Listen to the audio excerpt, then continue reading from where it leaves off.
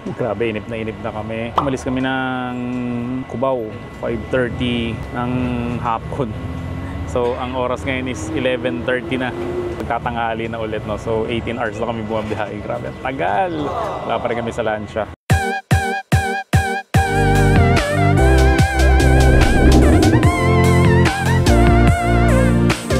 Sobrang traffic. Ayun si Bajuju. Grabe yung Bulkang Mayon. Perfect nga talaga yung Kono kasi maraming bundok dito eh. Ayun o, iba-iba. Kanina pa namin nahanap yung Mayon, buti nakita na namin. Ayun o, kaso maulap yan. So konting hintay na lang, 1 hour na lang raw, sasakay na kami ng lansya. So see you later, alligator. Grabe, after 20 hours na biyahe, nandito na kami sa may pier.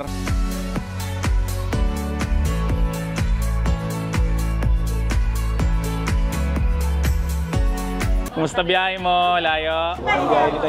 Oo nga eh, super layo eh. Baby, get it. Ayun, doon kami sasakay sa mga lansya. Oh, walang biyahe. Ang next na biyahe ng aeroplano sa 28 pa. Mag-aeroplano sana kami pauwi. Di pa nga tayo nakakarating. Iniisip ko na yung papauwi eh. Grabe, ganun ulit.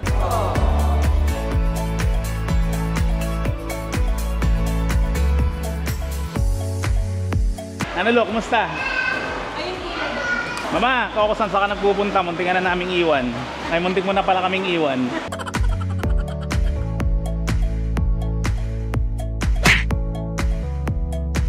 Gugutom na ako, sana masarap ulam pagdating. Look, oh, look there! Bango!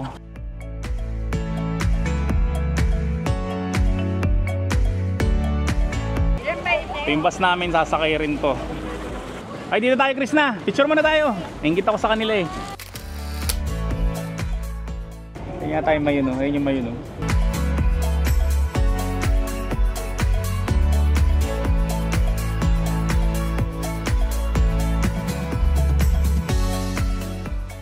Dati nakasakay na kami pero mas maliit yung doon sa may Cebu. Pero ito, dito sa may deck mismo. Ayun, tatlo kami ng anak ko, saka ng asawa ko.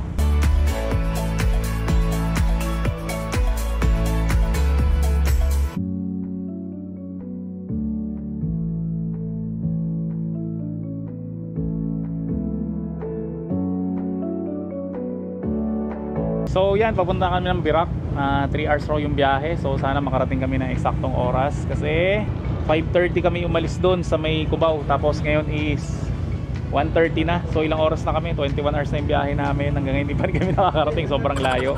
Kung nag-aeroplano kami, mas madali sana. Kaso nga lang, medyo na-late na kami. Kaya mahal ang aeroplano.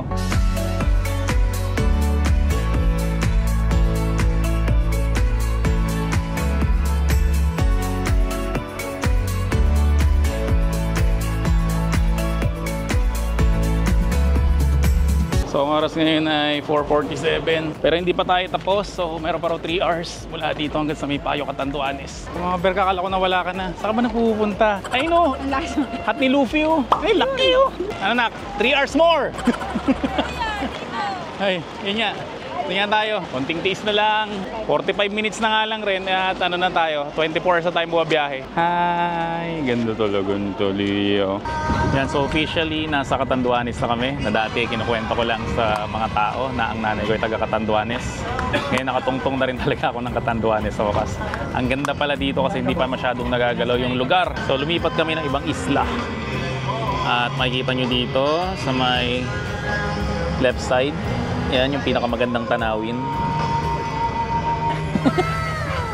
Pero ito yung pangalawa sa pinakamagandang tanawin. Yan, tingnan nyo naman. Punong-puno pa rin ang kabundukan dito. Katuwa naman. Ganda naman ang probinsya ng nanay ko. Yan, pa napunta ka dyan, marami pang aha sigurado dyan.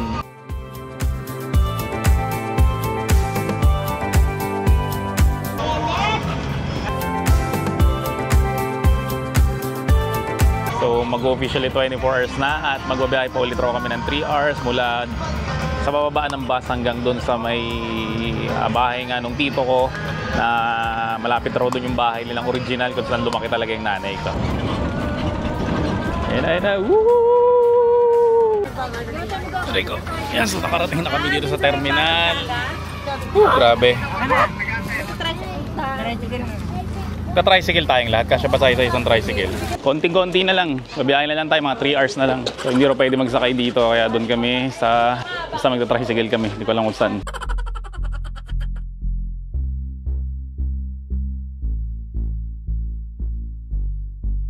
So buti na lang may kausap na kami dito. Ito sinundo na kami ni Don Don.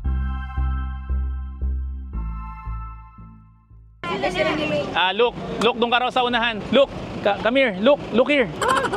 Sino ba? Tabi kayo. Akala ko tabi kayo ni Mama. Ikaw dun sa unahan? Mario, sabihin nandun lang yun. Ano? Mamaya. Cover lang yun. Alin? A few moments later. Ay, sa wakas, nakarating na rin doon sa malaking bahay ng tito ko.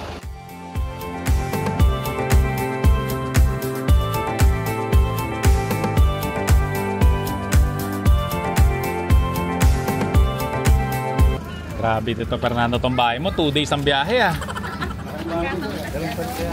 Likod ko, salita. Edgar, ahin ka. Ay, si Kuya Edgar. Kuya, ayan.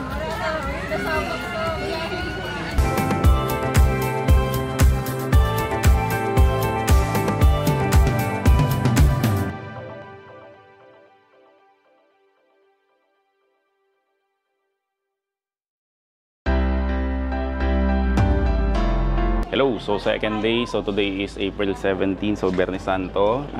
Lalabas tayo ngayon dito. Pero wag lang tayo masyado maingay kasi nga Biyernes Santo nga. Nandito na kami doon sa may lugar ng nanay ko, which is Catanduanes, Virac, Payo. Di ko alam kasi kung totoong nakarating na ako dito, pero kinonfirm naman ng tita ko na nakarating na ako dito ng bata ako. So ngayon lang ulit ako nakarating after ilang years. Nakapunta na ako dito sa lugar ng magulang ko. Yan, so pupunta namin yung lolo ko, si Lolo Eli, yung nag-iisa ko na lang na lolo, then yung mga tita ko. Yan, kaklase raw ng nanay ko. Ito dati ito, Mama, sementado to. Dati talahib lang rin to. Lagi na lang talahib eh. Dati pa, bata ka pa, sementado na to. Ate ko dati, kapitan. Kasi isipin nila, umutot ka eh. Hindi po yun utot. I'm just clearing it out. Okay, mamita para di ka mainitan. Laki ng payang nak ng parang gold.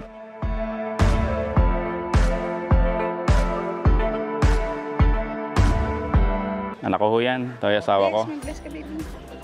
Ito nakita ko na to, Sido Pope Credit Corporation. Ito raw yung original na bahay nila, Mama. Wala nang kapatid.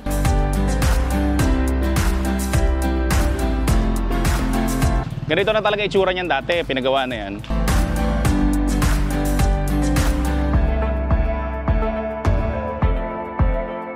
Bagay pala kung makakagarang ganyan sa mabaya.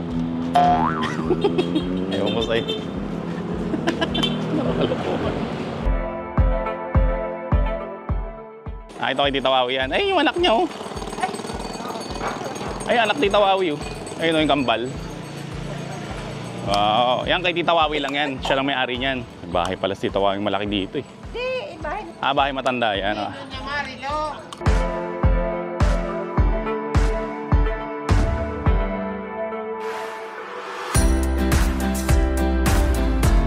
Napasok ko na lang. Ayun ako, mga pinsan mo yan. Hi, guys. Gusto mo. Naklas kayo. Nabisita. Ngayon lang. Pakatagal ng biyahe namin. 26 hours.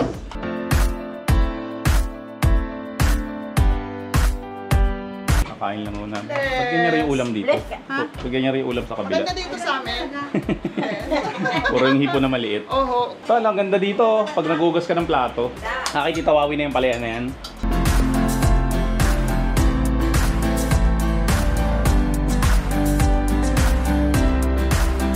Diba? Tingnan mo naman. Ito yung sinaunang electric pa, no? Ayan, may pindutan pa. Mga sinaunang gamit. Ayan, no? Ayan o. Tugun. Balisungsong. Kel, kakain ka ba? May palaman. Sa amin po kasi pag sinaming balisungsong, kanin pa rin. Ayun. Parang lalagyan ng ulam. Tapos nilalako nyo ho to. Ito yung nilalako nyo. Hindi naman, pangkain lang. Pangkain. Talaga. Ayun, no? Split type. Saint Thomas yung patron nila dito. Santo Tomas Apostol Familia. Alas 5 humama yung prosesyon, no? Sa simbahan ho dito, may ano rin ho, may parang pakain, ganun. Wala ho dito. Sa Metro Manila rin po ba kayo naka-base? O dito na kayo? Sa Naga po kayo naka-base. Doon ako nakapunta na, talaga sa Naga.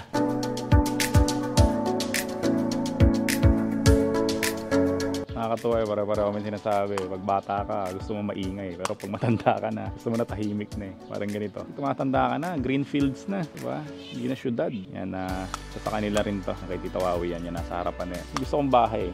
Yan, may bahay dito. So, syempre malaking bakuran. Hala, isa sa'yo. Gusto ko may ganito. Ano tawag yan? The shed. Alam mo yung the shed eh. Diba? Yung may tambakan ng tambak. Tapos may ahas sa loob. Dito yung tinulong yung vampira eh. Ay, tapos na kami. Hi, ganda! Ganda!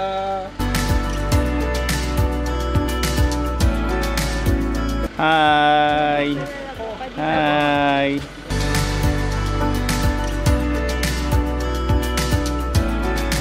Ito yung simbahan nyo. Ito yung simbahan. Ikaw rin ba Tawawi nagpaanak dyan? Ikaw rin nagpaanak dyan? Si Tawawi rin pala. So ito yung pinakasimbahan nila dito. Tapos ito ay kapatid roto ng lolo ko, mga kapag-anak namin.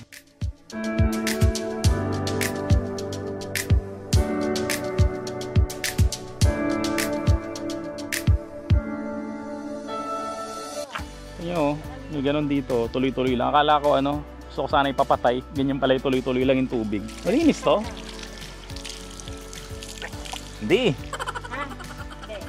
Amoy lasang poso. Siyempre, galing siya. Oo. Pero galing no, tuloy-tuloy lang siya. Okay, day 2, 5:30. So exactly kahapon umalis din kami 5:30. So punta kami ng chapel para magsimba and then sama kami ng prosesyon.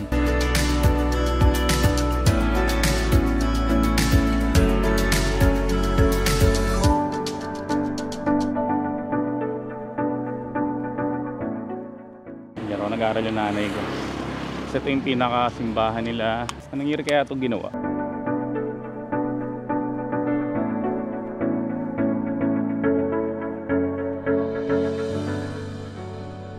Ito yung gilid ng simbahan. Yan. Tapos ito, may kamag-anak kami dito. Yung pinuntahan rin namin kanina. Laki ng mga bahay dito para mga mansion. No? I love Payo. Dito pa picture tayo dito.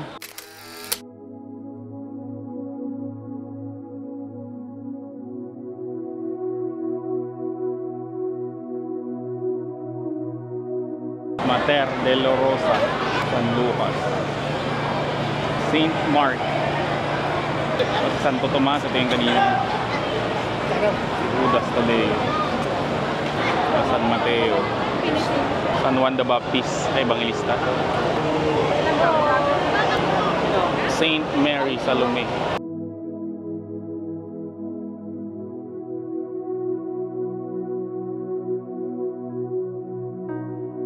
Picture kami, Mark. Sige po.